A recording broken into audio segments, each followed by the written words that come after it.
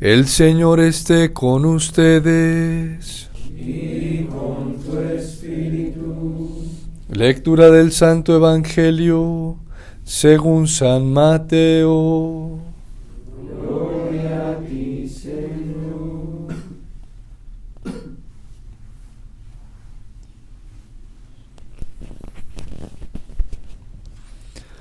En aquel tiempo se hallaba Jesús con sus discípulos en Galilea y les dijo: El Hijo del Hombre va a ser entregado en manos de los hombres, lo van a matar, pero al tercer día va a resucitar. Al oír esto los discípulos se llenaron de tristeza. Cuando llegaron a Cafarnaúm, se acercaron a Pedro los recaudadores del impuesto para el templo y le dijeron: ¿Acaso tu maestro no paga el impuesto? Él les respondió: Sí lo paga. Al entrar Pedro en la casa, Jesús se adelantó a preguntarle: ¿Qué te parece, Simón? ¿A quiénes les cobran impuestos los reyes de la tierra? ¿A los hijos o a los extraños? Pedro le contestó: A los extraños. Entonces Jesús le dijo: Por lo tanto, los hijos están exentos. Pero para no darles motivo de escándalo, ve al lago y echa el anzuelo. Saca el primer pez que pique, ábrele la boca y encontrarás una moneda. Tómala y paga por mí y por ti.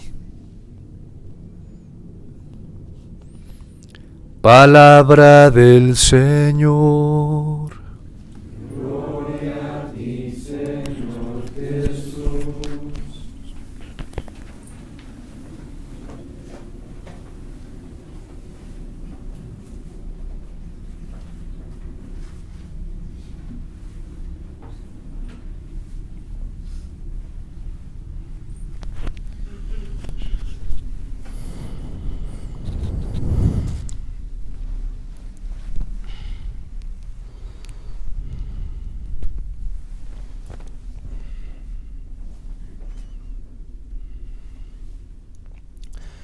Hay una anécdota que yo viví a los inicios de mi vida formativa hacia la vocación sacerdotal, y fue con un superior, una enseñanza que nos dio un grupo bastante nutrido en algún momento.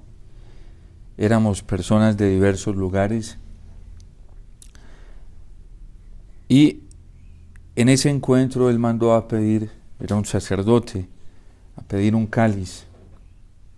Nos reunió en la capilla y nos dijo a todos, primero estaba haciendo mucho frío y mandó a uno de los formandos a que le trajera una botella de aguardiente, de licor, y un cáliz que se pone en la Eucaristía, de los que se utilizaba para la celebración eucarística diaria. Y le pide a su formando que le sirva un trago de licor en ese cáliz, porque está haciendo mucho frío y quiere calentarse. Su formando se asusta porque, además de no estar permitido eso por la norma litúrgica canónica, por quien se lo está pidiendo, porque es un sacerdote ejemplar, es un testimonio en la celebración eucarística, con un amor extraordinario en la celebración eucarística, y él se queda como en shock y no entiende la orden que le están dando, el mandato que le están dando. Es su superior, además, quien le está pidiendo eso, y delante de todos. Y él se queda en shock y no es capaz de acceder, y entonces le pregunta a su superior: ¿por qué no lo haces? ¿Por qué no me lo sirves? Si soy yo, tu superior, que te estoy pidiendo, es un acto de caridad que vas a hacer conmigo, tengo frío. Dijo: no soy capaz. Total, no obedeció. Eso nos tocó verlo a más de 70, 80 formandos que estábamos ahí. ¿Por qué no lo haces? Y dice: porque ese cáliz fue consagrado para el culto, para ofrecer la sangre del Señor en la Eucaristía, porque no se puede utilizar para más nada. y le dijo: qué bien has comprendido tu formación, te felicito. Era su superior quien se lo estaba pidiendo. Era un acto de caridad que le estaba pidiendo. Pero la libertad que el Señor nos da, dice San Pablo que no la podemos utilizar para hacer lo que nosotros queramos o a lo que nosotros nos parezca. Y enseguida nos miró el superior a todos nosotros y nos dijo: miren, ustedes se están formando para la vida sacerdotal. Ustedes son más que este cáliz porque son hijos de Dios y fueron consagrados en el bautismo. Ustedes fueron sellados y separados para que en sus vidas solamente esté Dios. Y ustedes no pueden meterle nada más a sus sentidos, ni a su cuerpo, ni a su imaginación, más que las palabras de Dios y el contenido de Dios y el deseo de amar a Dios. Y si ustedes ven cosas que no deben ver, están haciendo algo peor que lo que se haría con este cáliz si se utiliza para tomar licor, si se profana. Si ustedes van al internet y ven cosas que no deben ver y utilizan su memoria y su imaginación para pensar en cosas que no deben pensar e imaginarse cosas que no deben imaginar, ya están profanando su cuerpo, que es templo del Espíritu Santo y que fue consagrado para el Señor. Y si ustedes hacen con sus instintos cosas que no se deben hacer, ya le están metiendo a su templo, a su vida, cosas que no deben meterles. A mí nunca se me va a olvidar esa enseñanza. Y yo sé que a los que estábamos allí, acogida, positiva o negativamente, porque habrá quien seguramente también la haya acogido de manera negativa, no se nos va a olvidar. Hay cosas para las cuales nosotros no debemos hacer uso de la libertad que Dios nos dio. Y por eso hoy el libro del Deuteronomio ya no está pidiendo una circuncisión, una operación quirúrgica del prepucio, que eso manifestaba la consagración total a Dios y la separación del cuerpo para Dios, de toda la vida para Dios, de todas las facultades del ser humano para Dios, porque ese era el significado de la circuncisión. Cuando alguien se circuncidaba, quedaba excluido de los ídolos, del paganismo, y ya sabía que su libertad no la podía utilizar para ninguna otra cosa más que para hacer y pertenecerle totalmente a Dios. Y ya Moisés está diciendo y está pidiendo ya no una circuncisión física, sino del corazón. Y el profeta Jeremías dice: llegarán días, oráculo del Señor, en que yo haré una circuncisión más perfecta que la que se ha hecho en el Antiguo Testamento, y estableceré una alianza con todos ustedes, y serán mi pueblo, y yo seré su Dios. Porque ya la ley estará marcada en sus corazones, estará marcada en sus vidas. Y hoy lo está pidiendo la justicia del Señor.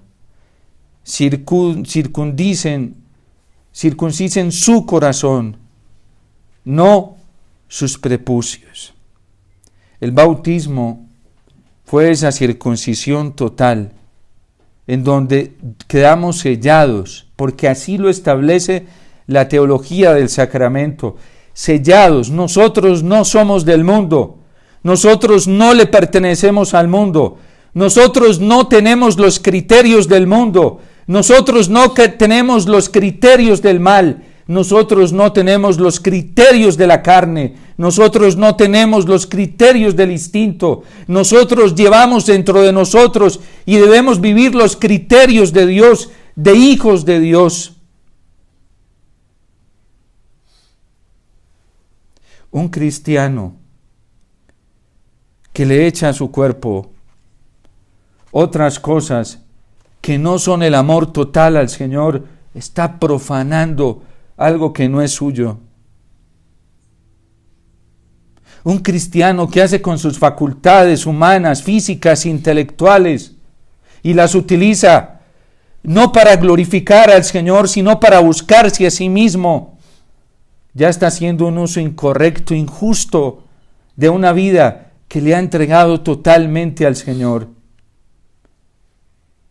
Y por eso aquí en el capítulo 10 del libro del Deuteronomio, Moisés lo está dejando bien claro como profeta. Ha venido repitiéndolo todos estos días. Amen al Señor con todo el corazón, no compartes. Con toda el alma, no compartes del alma. Con todo el cuerpo, no compartes del cuerpo. Con toda la mente, con todo el espíritu. ¿Será que nosotros sí tenemos nuestro corazón todo en Dios? ¿Será que nuestro único propósito es la gloria de Él y solo de Él? ¿Será que nuestro gran propósito es desaparecer, que nadie nos vea en este mundo, ni queden de protagonista nuestras obras, nuestros actos, sino solo las de Cristo? El Papa Francisco nos hizo una advertencia muy profunda a nosotros los sacerdotes el año pasado. Y hablando de los ídolos, ayer lo recordaba y hoy lo repito. De los ídolos que podemos estar cargando y llevando y del modo de idolatría que podemos estar viviendo. Y esto no aplica solo para los sacerdotes. Porque si la cabeza no está bien, ténganlo por seguro que el cuerpo tampoco va a estar bien. Y si el Papa nos está advirtiendo a los sacerdotes que nos configuramos con Cristo cabeza, algo puede andar mal también de ahí para abajo, en la vida consagrada y en los fieles laicos, porque se les pega todos estos vicios que a veces nosotros adquirimos.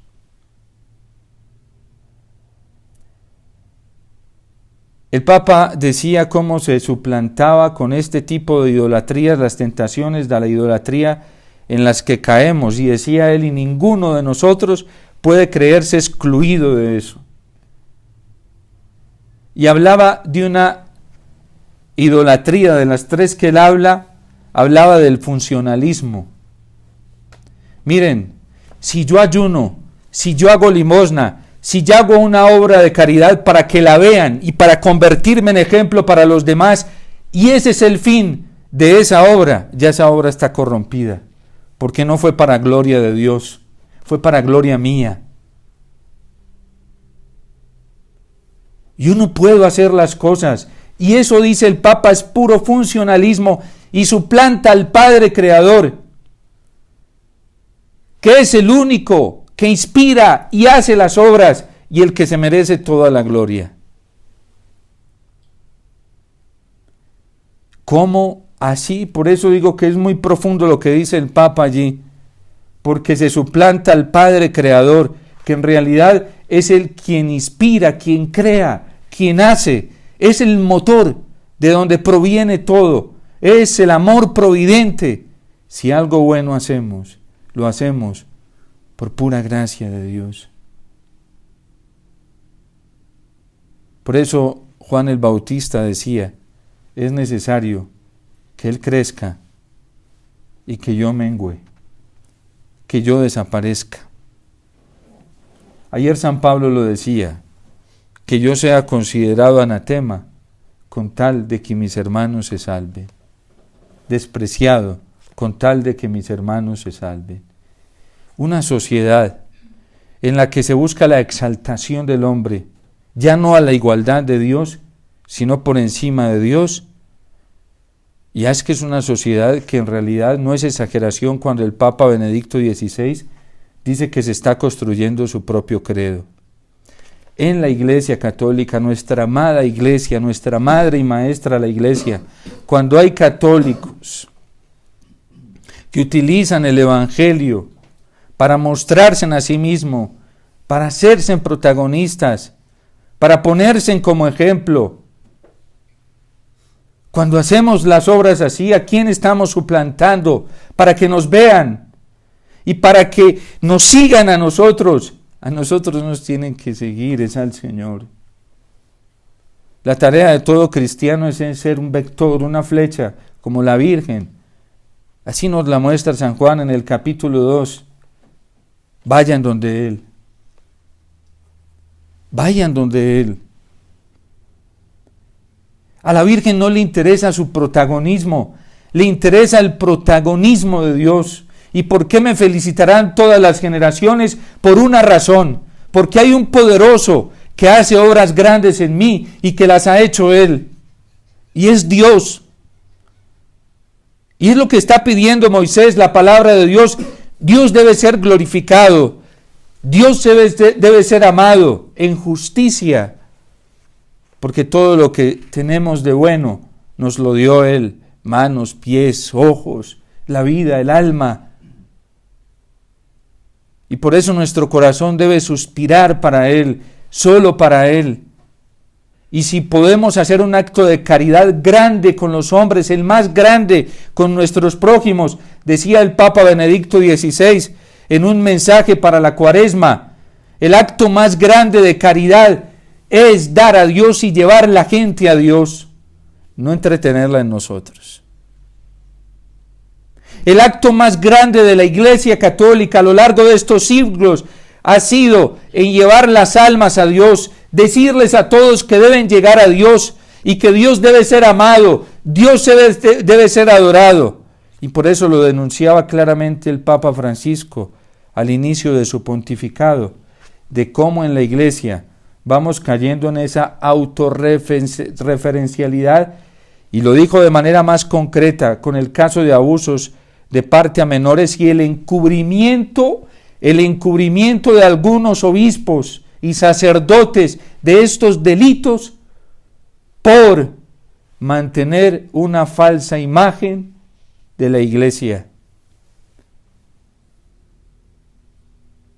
Y el Papa valientemente acogió un camino que venía siendo Benedicto XVI, a quien él mismo felicita y a quien él en justicia, en uno de los viajes que hizo de México a Roma, decía que todo este camino lo había iniciado silenciosamente Benedicto XVI, y que sabiendo que podía ser elegido Papa en el 2005, no le importó arriesgar el que no lo eligieran, pero no se cayó.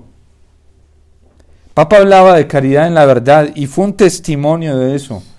Al inicio del conclave compuso un Via Crucis que lo recuerda el Papa Francisco y dijo: hay que limpiar a la Iglesia de tanta inmundicia. Lo dijo en ese Via Crucis tan importante para los católicos que se hace alrededor del Coliseo Romano cada año. Lo dijo Benedicto XVI en el 2005.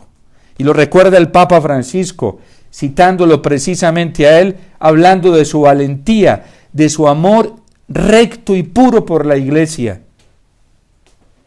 Porque cuando nos buscamos a nosotros mismos, nos cuidamos a nosotros mismos y cuidamos nuestra falsa imagen y queremos mostrar una imagen falsa ante los demás. Y la única imagen que debe aparecer en la vida, en el mensaje, en la oración, en el consejo de un cristiano católico, la única imagen intachable, inmaculada, es la del Padre Celestial en Cristo Jesús por la acción del Espíritu Santo. ¿Para qué vivimos en la iglesia? ¿Para qué hacemos cosas? ¿Para qué realizamos actos? En realidad los hacemos para Dios, porque para eso fuimos marcados y sellados y circuncidados en el bautismo, para que Dios sea todo en todos y para que el honor, la gloria y la alabanza sean verdaderamente para el Señor. ¿Será que estamos siendo justos? ¿Será que vivimos un auténtico camino de libertad? ¿Será que vivimos un auténtico camino de consagración al Señor? ¿Será que vivimos un auténtico camino de fidelidad al Señor? Señor, vinieron a cobrar tributo. Pedro responde que el Señor sí paga. Es el tributo del templo, que lo deben pagar, creo que los mayores de 12 años.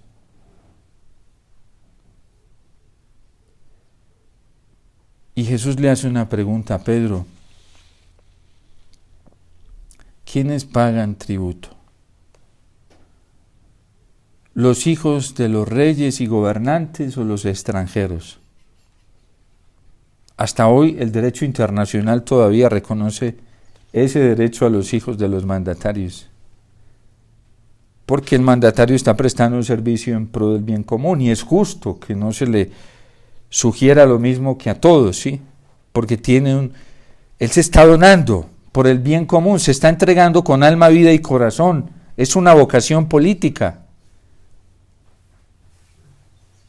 Pues por lo menos ese es el ideal, la naturaleza propia de la vocación política.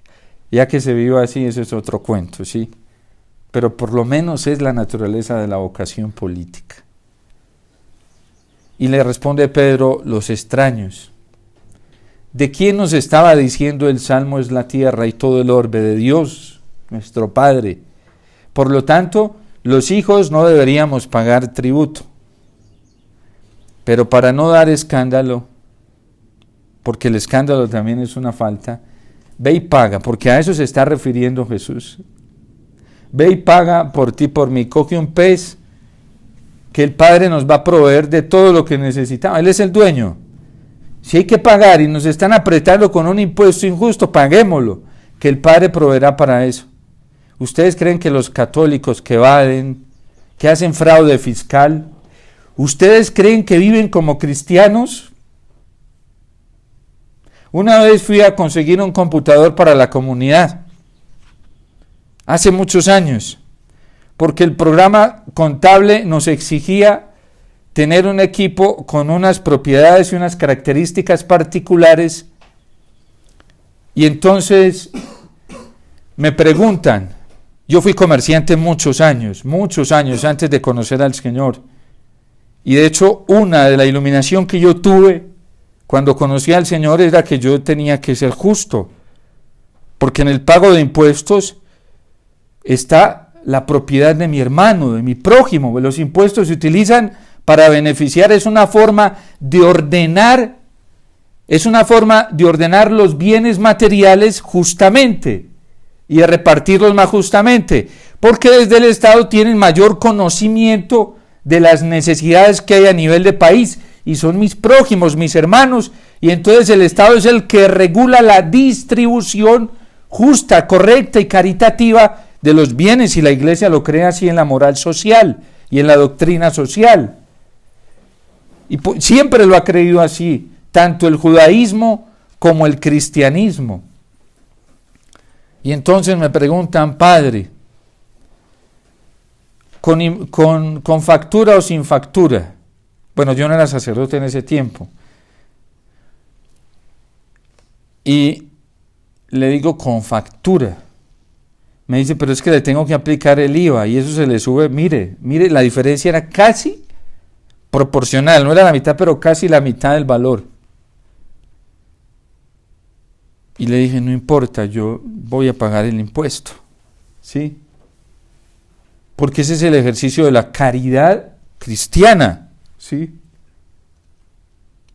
Nosotros somos muy incoherentes a veces, vivimos una caridad desde la teoría. Y entonces la persona con buenas intenciones, pero se me asustó, pero venga, aquí también vienen a comprar católicos, vienen a comprar, y me dicen que se los dé sin factura. Yo me asusté. Para mí fue un escándalo. Y comienza a contarme, vea, y le muestro si quiere. Le dije, no, con factura.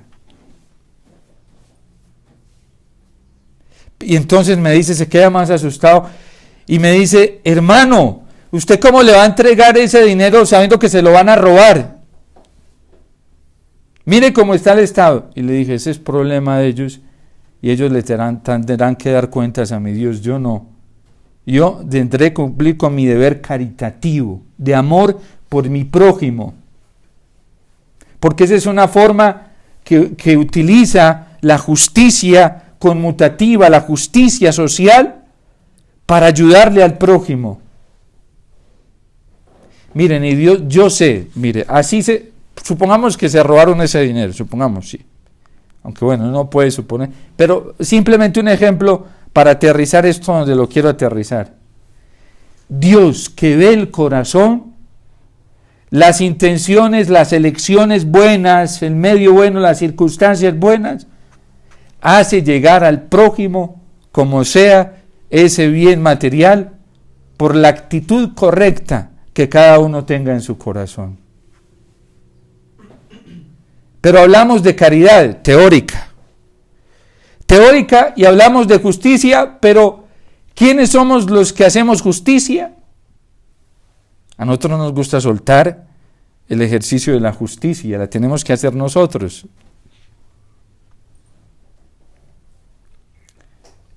El Señor pagaba tributo.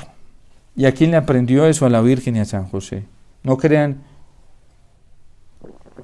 que eso le viene ahí no, es para que esto va a quedar en el Evangelio para que todo el mundo lo vea, no. A Jesús lo mueve en primera instancia, en su naturaleza humana, un ejemplo de vida recibido. Porque la Virgen había recibido de Dios esa forma de practicar la justicia y por eso ellos eran libres. Jesús dice en el Evangelio de San Juan, el príncipe de este mundo ya se acerca y no va a encontrar nada en mí. Todas las acusaciones que le hacen a Cristo fueron falsas. Miren, la carta a los Hebreos en el capítulo 10, versículo 34, alaba la actitud de los cristianos que se dejan confiscar los bienes por conservar la fidelidad a la fe y a la moral cristiana. Y los motiva el autor de la carta a los Hebreos diciendo, no se desanimen en este momento tan duro de la prueba que ustedes ya han demostrado cómo les han quitado sus bienes por amar a Dios. Nosotros todavía no. En Colombia el Señor hizo el intento y nos llenamos de miedo.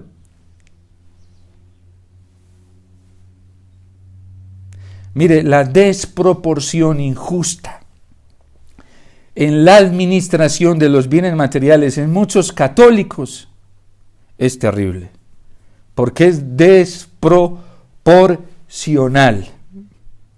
Y eso no puede estar en la vida cristiana. Vayan, miren ustedes la doctrina social de la Iglesia para que vea a qué nos lleva. ¿Cómo es posible que un católico viva en estratos 6 y 7 y haya otro católico que no tenga ni siquiera con qué pagar un arriendo, que los hay? A mí me ha tocado atenderlos aquí. Que no tenga con qué comerse las 3 comidas del día. Pero otros, incluso católicos, botan comida. ¿Cómo es posible eso? Que hayan católicos en niveles altísimos pagando universidades costosísimas, pero que hay otros católicos, otros que quieran estudiar y se tengan que privar del estudio porque no tienen con qué pagar. ¿Cómo es posible que haya católicos que saquen de su bolsillo lo que sea con tal de asegurar sus hijos? Bueno, y es que los otros no son hijos de Dios, no son hermanos, no son prójimos.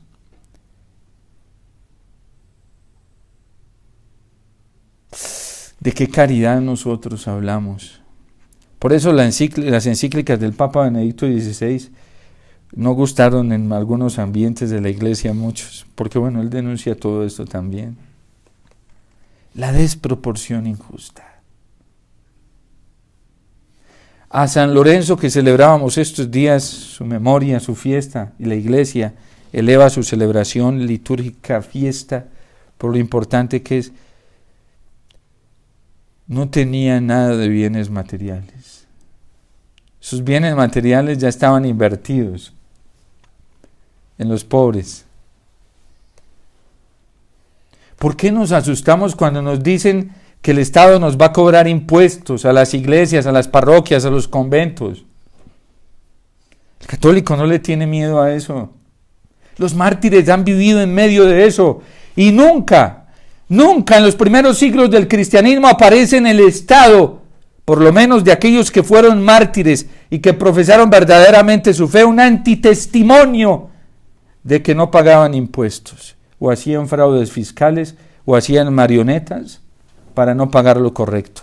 De hecho, cuando Roma quiso amputarle cargos a los cristianos, porque trataba de hacer juicios justos, hay un general, no recuerdo el nombre, le escribe al emperador y dice: es que no les encuentro nada en lo que hayan faltado a las leyes del Estado.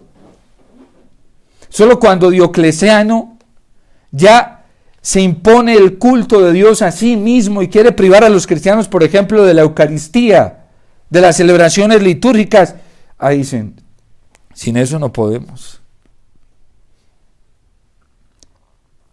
Pero hay cristianos muy incoherentes hoy, muy incoherentes. Ponen el grito en el cielo porque están cambiando cosas en la iglesia. ¿Y tu forma de vivir la caridad cómo es? ¿Cómo es tu relación con la justicia? ¿Que eres fiel a Dios? Ponen el grito, se rasgan las vestiduras por las durezas externas. ¿Y cómo eres tú contigo mismo? En tu vida oculta con el pecado, ¿cómo eres? Porque es que el que cae en el pecado se agrede a sí mismo y está agrediendo una obra que no es suya, del Señor. La libertad a la que el Señor nos llama es una libertad de hijos, y la libertad empieza con la liberación de la opresión más alta, que es el pecado. Los obispos colombianos nos lo han dicho, y ojalá este mensaje que ellos nos han dado tenga repercusión, no solo en nuestro país, sino en el mundo. ¿Cómo vamos a hablar de paz y de unidad, de reconciliación? ¿Cómo es posible que hablemos de eso si no hay conciencia de injusticia? ¿Cómo es posible que hablemos de caridad, de unidad, de reconciliación, de paz, si no hay conciencia de las estructuras de pecado? ¿Cómo es posible que hablemos de abrazarnos unos a otros? ¿Cómo es posible que hablemos de eso en Colombia si no estamos tomando conciencia de las injusticias? Eviten el mal, nos dijeron los obispos. Hagan el bien, busquen la paz y corren tras ella. La paz llega iniciando por un camino de conversión. Dice San Pablo en la carta a los Gálatas: ¿creéis que vais a llegar a la vida del amor devorando los unos a los otros como fieras? Pasaje que citaba el Papa Benedicto XVI con mucha tristeza y dolor cuando cogió a algunos de los obispos de Lefebvre en la Iglesia Católica. Y le dirige una carta a los obispos del mundo, porque lo censuraron, levantó una polvareda, y seguramente se predica la justicia, la caridad, el amor, pero a la hora de cumplirla en realidad no somos tan fieles, porque sí nos gusta la caridad, pero a nuestra manera, no a la manera del Señor y del Evangelio. Paga por ti, por mí. Tenemos que empezar, hermanos, preguntándonos qué tan fieles somos al Señor, porque es lo que está pidiendo hoy la primera lectura. Si somos fieles al Señor, seremos fieles al prójimo. Si somos leales con el Señor, seremos siempre leales con el prójimo. Si tenemos unidad con el Señor, la Virgen decía en Medjugorje: paz, paz, paz, reconciliación entre el hombre y Dios. Pero cuando uno vive en el pecado, uno no puede decir que está reconciliado con Dios. Cuando uno no acepta y reconoce que necesita cambiar ante Dios, no podemos estar reconciliados con Dios. Y decía la Virgen en su primer mensaje en Medjugorje: paz, paz, paz entre el hombre y Dios. y luego decía paz, paz, paz entre los hombres. ¿Ustedes creen que podemos hablar de paz con los demás, de unidad, de caridad, si no la tenemos con el Señor? Porque no hay un deseo, o por lo menos se está buscando la conversión con conciencia, con radicalidad. ¿Por qué nos estamos devorando tanto hoy en la iglesia y en el mundo? Porque nos falta la caridad de Cristo en el corazón, que no nos lleva a juzgar, que no nos lleva a condenar, que nos aparta, nos libera de ser fiscales y policías pendientes de qué hace o no hace la otra persona, de qué dice o no dice. Como dice el Papa Francisco, nos libera de ser aduanistas. Qué triste una vida, qué amarga una vida cristiana, donde yo tenga que estar pendiente de qué le pasa al otro, qué hace, qué no hace, qué deja de hacer o qué va a hacer. ¿Ustedes creen que ahí hay libertad? Ahí no puede haber libertad en ese corazón y no puede haber paz ni alegría. Dejar de mirar la belleza del amor de Dios, su grandeza, la libertad que Él me da como hijo, para detenerme a pensar qué piensan o no piensan de mí, qué dicen o no dicen de mí, qué hablan o no hablan de mí, cuando lo más importante es lo que piensa Dios de mí, lo que dice Dios de mí, el amor que tiene Dios por mí, y de ahí nace y brota el corazón, el amor auténtico al prójimo, como San Maximiliano María Kolbe, de quien celebramos hoy, fue totalmente libre. Este mundo es un mundo que predica y fuerte y convincente, y predica el amor al prójimo. Papa Benedicto XVI nos lo advirtió como todo un profeta en el 2018 en la entrevista que le concedió a su biógrafo oficial Peter Sewell. Y no es un discurso nuevo, fue un discurso que él siempre mantuvo, que la amenaza para la iglesia y para el papado hoy consistía en las doctrinas de un aparente humanismo. ¿En qué se basa este aparente humanismo? En absolutizar al prójimo. Hay que amar al prójimo, y es verdad, hay que amarlo, pero como Cristo lo amó. Y Cristo nos amó con el amor del Padre, y nosotros debemos amar al prójimo con el amor de Dios. Y para que esté el amor de Dios en nuestro corazón y fluya, debemos tener comunión con Dios. Y el pecado grave nos quita la comunión con Dios, rompe la caridad, destruye la caridad, daña mi vida y daña al prójimo. El golpe más duro que yo le doy al prójimo, el más duro que le doy a la iglesia y a la humanidad, es el pecado grave. Un pecado grave es peor que un homicidio al nivel más alto. Peor. Ahorita se habla mucho de magnicidio con todo lo que ha venido pasando. Pues hay algo más grave que el magnicidio y es el pecado grave. Sepamos lo que nos dicen los obispos colombianos, conciencia de la estructura del pecado y el daño que hace el pecado. Por eso los santos decían que preferían antes morir que pecar, porque era una falta a Dios, inmediatamente insofacto al prójimo. ¿Saben qué divide? ¿Qué es lo que divide y nos tiene tan divididos? El pecado. El pecado. Y eso hace muchísimo daño a la unidad, que tanto necesitamos, que tanto queremos, que tanto anhelamos, que Dios anhela con todo su corazón. Y por eso pidámosle al Señor esa gracia de volver verdaderamente a Él como nos lo pide la primera lectura, de reconocer como hoy nos lo trae el Salmo, que solamente Él se merece la alabanza de todos los reyes y gobernantes de la tierra. y debemos glorificarlo solamente a Él, porque Él es el que mantiene la paz y Él es el que nos da el alimento que nosotros necesitamos, alimento suficiente, hasta para pagar impuestos, incluso así hay algunos corruptos.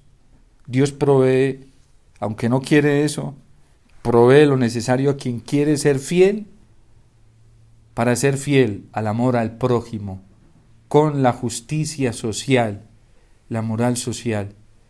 No nos dejemos llenar la mente, la cabeza y el corazón de tantas doctrinas llamativas que a veces son tan irreales, simplemente ideologías. Volvamos concreto el amor, hagámoslo concreto en nuestra vida y con nuestro testimonio. Dios te salve María, llena eres de gracia, el Señor es contigo, bendita tú eres entre todas las mujeres, y bendito es el fruto de tu vientre, Jesús. Santa María,